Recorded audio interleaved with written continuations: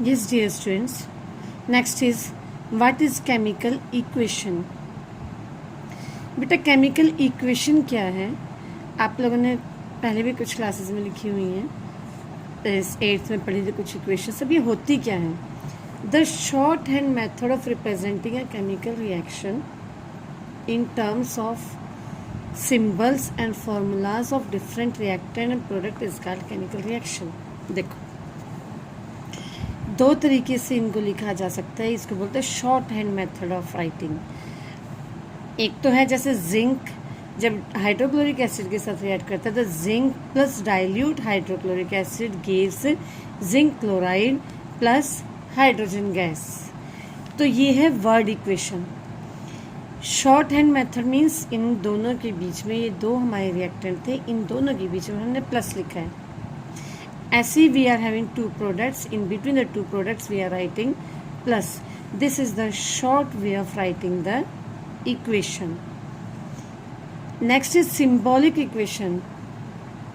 We know the symbols of the elements, so while writing the equation we use symbols and formulas.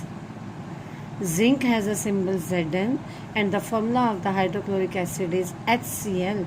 So we are writing here HCl gives zinc chloride ZnCl2 plus hydrogen. This is gas. So this is the way of writing a chemical equation. Write the way of writing a chemical equation. कौन सा तरीका equation को लिखने का? Symbols and formulas of reactants are written on the left hand side. इधर देखो जो symbol है या फॉर्मूला है वो इस एरो के लेफ्ट हैंड साइड में आते हैं with plus sign between them.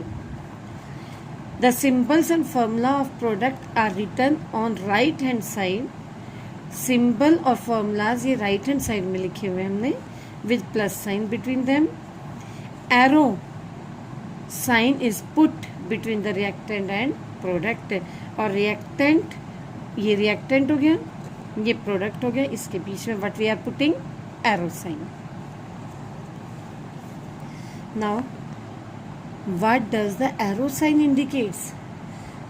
Why don't we write equal to in place of arrow here?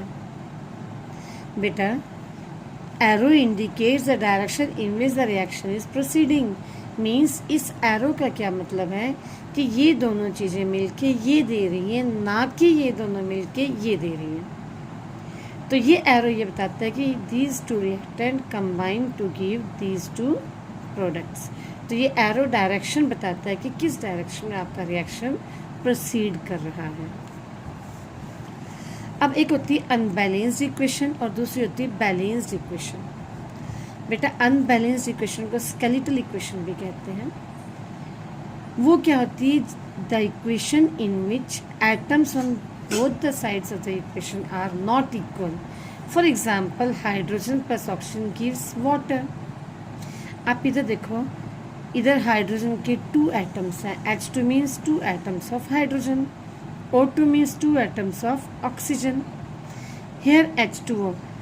Water contain total 3 atoms in which 2 atoms of hydrogen and 1 atom of oxygen are there. तो आप देखो इधर total 4 atoms हैं और इधर 3 हैं. और इधर वैसे देखोगे तो 1 molecule of hydrogen combines with 1 molecule of oxygen gives 1 molecule of water. Overall आप ये देख रहे हो, अगर हम इसका मास भी कैलकुलेट करेंगे टोटल लेफ्ट हैंड साइड का और राइट हैंड साइड का इक्वल नहीं होगा. आप इधर ही देखो, इधर 2 एटम ऑक्सीजन के, इधर एक ही है. तो इसका मतलब ये क्या है? Unbalanced chemical equation. ऐसी बैलेंस्ड कौन सी होती हैं?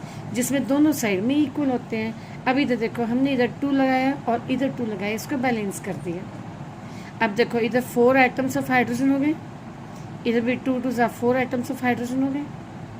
ऑक्सीजन 2 है, इधर ये 2 इस ऑक्सीजन के लिए भी यूज होगा, तो 2 ऑक्सीजन हो गए. तो इससे बोलते हैं balanced equation. No why we balance the chemical equation? To satisfy law of conservation of mass. आपने 9th में पढ़ा था कि in a chemical reaction the total mass of the reactant is equal to the total mass of the product. किसी भी chemical equation में total mass reactant का हमेशा प्रोडक्ट के इक्वल होता है। This is law of conservation of मास।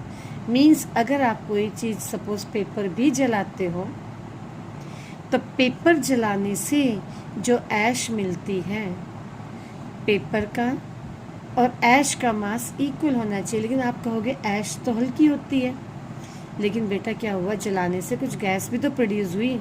अगर वो गैस हम जाने नहीं देंगे, उसको भी ऐड कर लेंगे ऐश के साथ, तो वो किसके इक्वल हो जाएगा, पेपर के इक्वल हो जाएगा। पेपर में तो ऑक्सीजन गैस कंबाइन करते हैं। लास्ट ईयर भी आप लोगों ने लॉ ऑफ कंजर्वेशन ऑफ मास की एक्टिविटी 9th स्टैंडर्ड में की है।